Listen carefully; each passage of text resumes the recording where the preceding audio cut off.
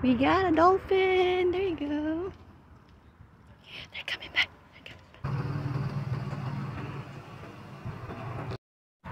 Hello everybody. I'm here right now at our old dock.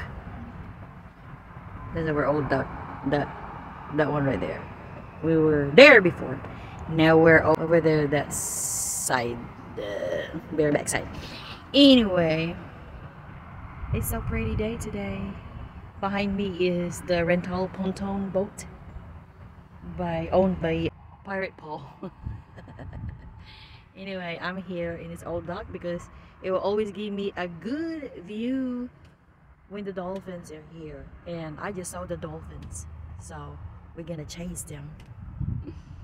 Enjoy my view. I just saw a fish jump.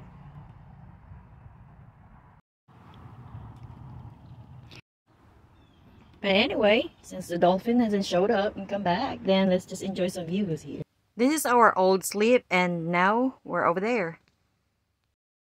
So, and check this out. I love this boat so much. I love that boat. I want to know who owns that. Pretty. Pretty boat. I love this boat. I bet it's roomy on the inside too. Maybe because it's a round. So pretty boat. I love it. And they have a dinghy. Yeah, we would go out a lot if we had something like that. Yeah. Pretty boat. It's actually a pretty day today in Bayo Chico. And knowing that there is a storm coming, so I hope everyone stays safe. I-tour ko kayo guys. Dito yung una naming slip sa dock side na ito. Lumipat kami sa kabilang dock side kasi mas madali para sa asawa ko na lumabas kapag nag-decide kami na mag-sailing. Medyo mahaba kasi yung sailing 34 foot, kaya yan. Dito sa dock na ito, masaya lagi kasi diyan kami nagbo-bonfire and nagkakantahan. So nung lumipat kami sa kabila, minsan na lang ako pumupunta sa side na ito. Kaya ayan, na-miss ko din yung mga kapitbahay. Ang daming nagtatalunan ng mga isda, kaya sabi ko meron talagang pupuntang dolphins dito. Kaya ayan, pumunta na ako dito kasi dito yung good view lagi kapag may mga dolphins na dumadaan.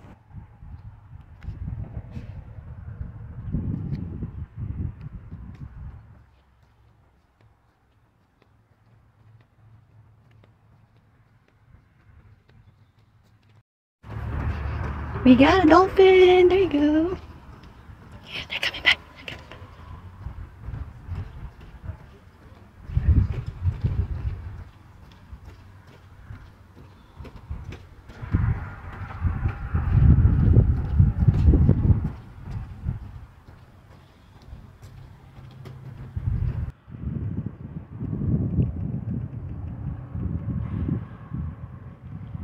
Oh, they come back.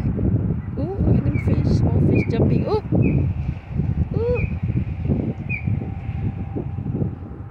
So nakikita niyo maliliit na mga isda nagtatalunan kasi hinahabol ng mga dolphins yan kasi yung mga pagkain nila. Kaya nagtatago na yung mga maliliit na isda kapag nandyan ang mga dolphins. Ito yung isang malaking kasayahan ko dito na nakatira kami sa boat kasi yung view ko laging ganito, tapos ayan yung mga dolphins naglalaro. Kumbaga yung stress na stress ka sa trabaho or sa daily life mo, tapos ganito yung view na makikita mo, di ba? Parang napakasarap naman, napaka peaceful, sobrang nakakawala ng pagod. So i-watch nyo lang ito guys kasi makikita nyo magtatatalon yung mga dito, dolphins. Ito yung first time na nakita ko sila nagtatalunan. Hindi ko alam kung anong kasiyahan meron dyan sa ilalim ng tubig at talunan-talon. Ang ganda nga eh. Tuwang-tuwa. Tuwang-tuwang-tuwa ako. They're playing.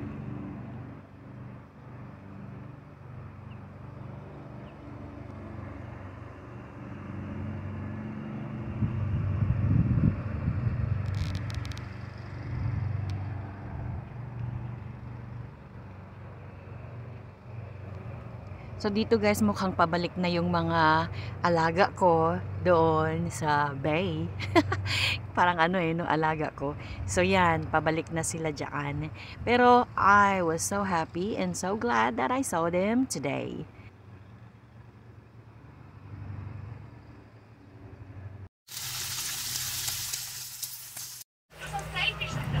So after ng dolphin watching ito at nakatoka magluluto ng agahan kasi kaming dalawa ay day off kaya kailangan ko magluto ng agahan. Kung ako lang yan, no, hindi ako magluluto kasi syempre ako lang naman. Yan, magpa-fried rice ako kasi time to give the husband the good meal. So ito yung itlog ng asawa ko. Ganyan yung gusto niya. Medyo, yung itlog niya medyo runny. Yan ang gustong style ng itlog niya. So sa plate niya naglagay ako ng bacon at saka yung fried jalapenos that is fried on a bacon grease, and then naglagay din ako ng caramelized onions kasi masarap din kasi yan, paborito niya rin kasi yan. Tsaka yung fried rice under the eggs. Yan yung breakfast namin. Here's your plate, love. His eggs need to be like that. That's his request all the time. Right here. Gotta have the yolk. At ako naman, dito ako pumwesto sa labas kasi gusto ko ng magandang view while kumakain. Ayan o, tingnan mo. Ang dami kong mga alaga nagsisipag, lango yan. Ganda-ganda, di ba? Nagaganahan ka kumain kapag ganyan yung view mo.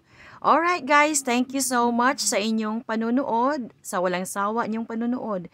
At maraming salamat. At ito po ang buhay living on a boat.